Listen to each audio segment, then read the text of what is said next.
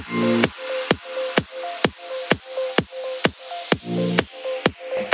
guys! Hi! I'm Maria Gabriel and welcome to my channel, and as you can see today we have a lovely, very lovely special guest. Who are you, special guest? I am Ruby Suze. Yeah. So in today's video we're actually going to be talking about the 10 things we wish we knew before we got married, kind of slash things that we have learnt in being married. So let's get started.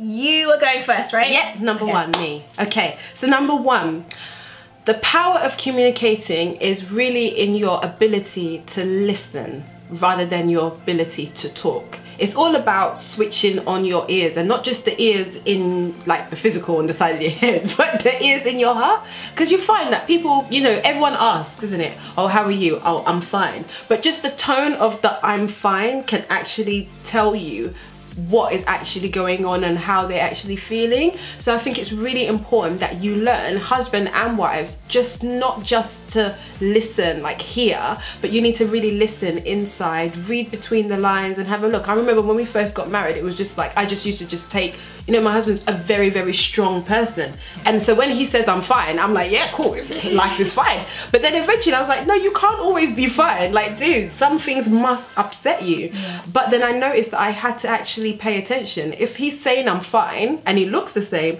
but then he retreats to the, you know, to the spare room and goes and does some work or something, maybe things aren't so fine. So it's kind of having a listening heart to go out and investigate to find out, really. It's true, and I think as women, like, we're very good at just talking, and listening is something that I think when we try to listen, we just hear what we want to hear rather than what is actually being said and communicated. So yeah, I think that makes sense. Yeah, listening we pre-program our ideas, and sometimes we're like just waiting for that person to like finish, and then we're just going to give our answers. So exactly, it's important. So my turn. What I've learned, number two, is, well, it's kind of what I learned before I got married, but it was during the wedding planning stages. I learned that wedding planning is really hard. Like, it is really stressful, and I think I was gassed. Like, honestly, there was things like on Instagram and Facebook, there was things like Weddings on Point, there was Bella Niger, there was, I don't know, there were all these like different wedding like pages and things like that, and then the pictures were amazing. So you'd be looking at pictures thinking, yeah, I'm gonna have that, I'm gonna have that, I'm gonna have those chairs, I'm gonna have this, and I'm gonna have all of this stuff. And when you realize, actually, I can't even afford it. That's, you know, when reality even sets in, like, you know, I can't. That dream sails. The dream just like, it's just shattered dreams. So then you realize, first of all, you can't afford anything, and then once you kind of gotten over that shock, you're like, it's just the whole process is like, it's a high emotions and things like that, and families as well, not always getting along, and it's over some of the smallest things. Like, I realized that was hard, and I thought it'd be easy because, I don't know, it just seemed, I'm sure it's probably easy for some. I'm sure there's women out there that had an amazing wedding planning experience, you know, but I just remember thinking, wow, this is really hard. And I remember by the end of it, I must say, like, my husband was really good. He kind of just took over towards the end, and he just kind of, yeah, he and I think that it gave me so much confidence in him, because he kind of just showed me who he was, and he just took control and just sorted everything out for me. Because I remember there was a stage where people asking me, so, you know, Maria, what's gonna happen here, what's gonna happen there, and I'd be like, you know, I don't even know, like, yeah, I don't know what's going on, you know?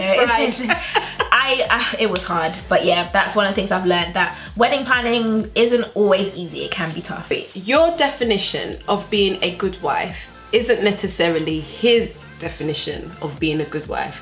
Meaning that what you think is being a good wife, like, for example, when I first got married, I thought being a good wife involved making sure the cooking was done, the grocery was done, the washing was all like perfectly done, his shirts were ironed and pressed in his wardrobe. That's what I thought being a good wife was, and often it comes from your background, your family, what you saw your parents doing. And then he's like, well, I'm still upset. You're like, what? Wait, I've just ironed and color coordinated your shirts for the rest of the week and you're still not satisfied.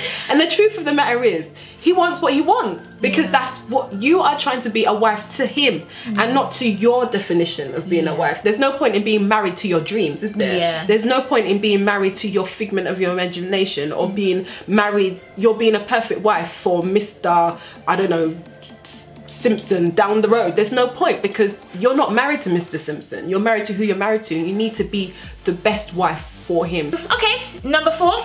Number 4. So for me, it's housework.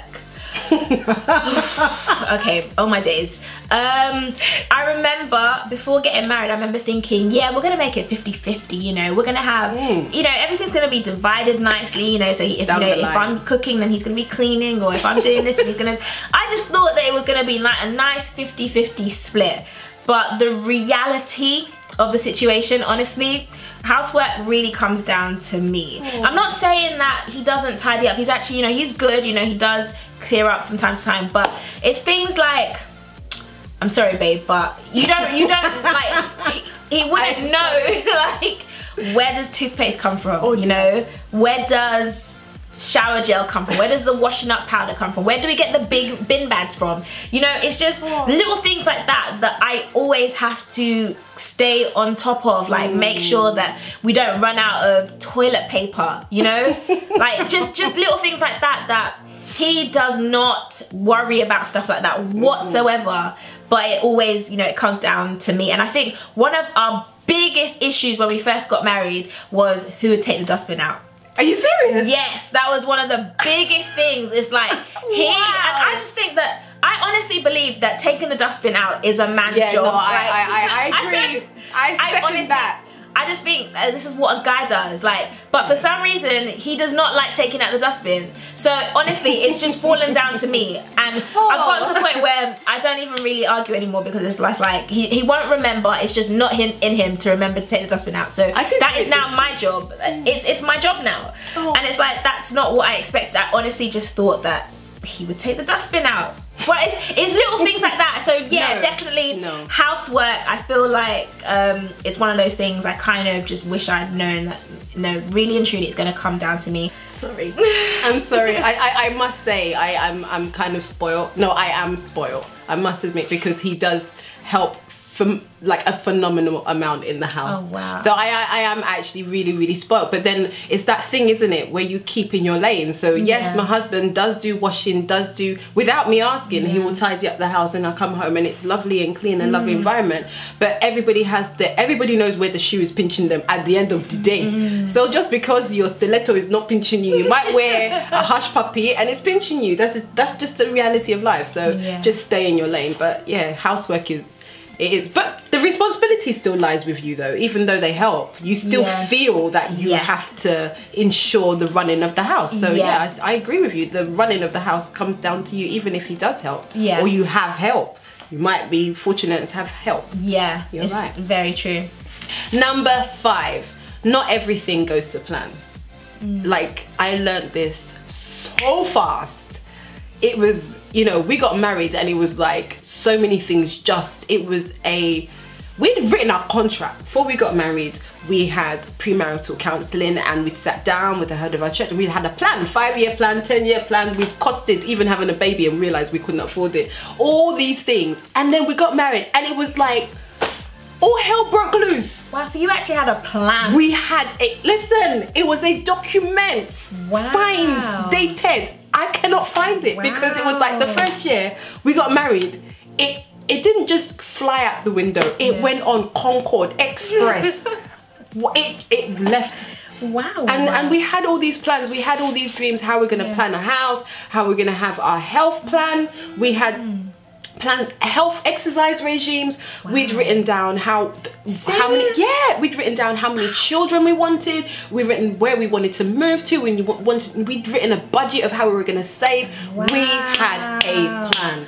Oh my days. And then everything, like everything, financially, it gone. Our living situation changed. Car, we had one. Everybody at that time was driving big car. Yeah, we had a 3-door 1-litre engine, choo bam bam car. It was, it was not the one, but it didn't kill us. Like, that's one thing. So now we don't really, if you ask us what is our plan for 5 years, we're like, you know, well, Yeah. because not everything goes to plan. We have hopes, but not everything goes to plan, and it's okay. So It's true. just don't panic. If things don't go to plan, don't panic. It's not the end of the world. Yeah. Like, you'll be short of breath for a little while, but Yeah. you'll get, you know, not everything goes to plan. Definitely. Don't worry about it. And by the way, do you want to say just how long have you been married for? Yes, that's a good point. We've been married 8 years. We just celebrated our 8-year anniversary. Wow, that is amazing. Yeah, yeah, babes, I love you.